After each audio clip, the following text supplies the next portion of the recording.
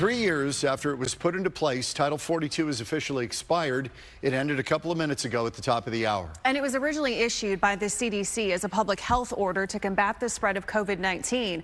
But it also allowed our government to quickly expel migrants at our southern border. Many believe now that it's lifted, there will be a surge of people crossing into the U.S. Fox 10's Stephanie Bennett joins us live on the ground from the border in Yuma County with the latest. Steph, how are things looking tonight?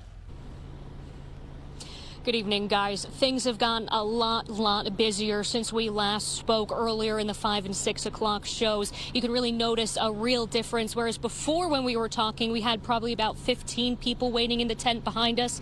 Now we just witnessed a lot of people crossing the road, and then also this huge group. This is actually half of what's left. The other half left about 2 minutes ago, I say, when Border Patrol came.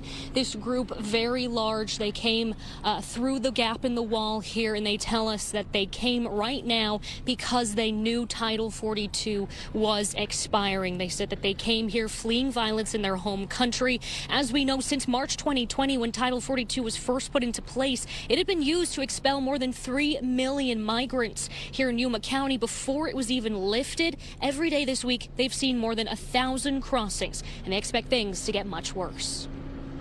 Venimos caminando ya 22 días, entonces estamos muy cansados, deshidratados. Escaping violence in his home country, this man tells us he walked for 22 days from Ecuador to Yuma County. He says he made the trip now because he knew Title 42 was ending.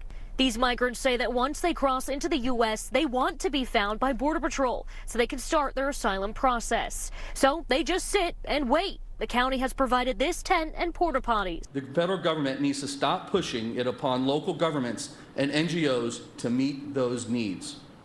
This is a federal issue.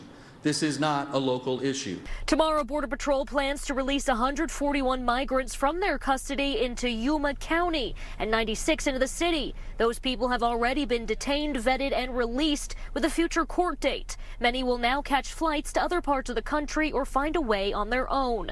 Mayor Nichols sent President Biden a letter today demanding he declare a national state of emergency. The need for a state of emergency for our nation is dire.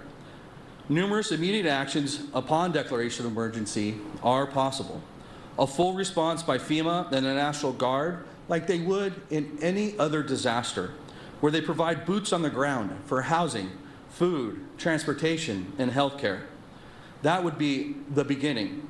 Organizations like the International Rescue Committee can step in and help migrants with shelter, medical care, food, travel assistance, and help with immigration services. They have a welcome center in Phoenix that helped shelter over 50,000 people last year alone. We want people to follow the legal process, and the overwhelming majority of people we work with want to follow the legal process. They want to follow American law, but they might not understand it.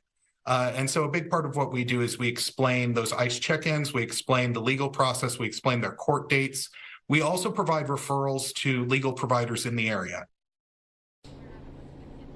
Now, Homeland Security Secretary Alejandro Mayorkas today with a stern warning telling migrants who illegally arrive after Title 42 expires will be removed and cannot claim asylum. The Biden administration sending 1,500 troops to the border to help in administrative roles, and they say they're already increasing the number of deportation flights as well. Now, I want to direct you over this way. Now, this is one of the main gaps where people are crossing. You can see the border wall just ends right there, so it's an easy access for people just to walk on through. And we have been seeing throughout the evening today, people walk through, not even waiting in the tent like they're supposed to for Border Patrol to pick them up and start the asylum process. We saw people just giving up, not waiting for Border Patrol after they'd been sitting in that tent for hours waiting.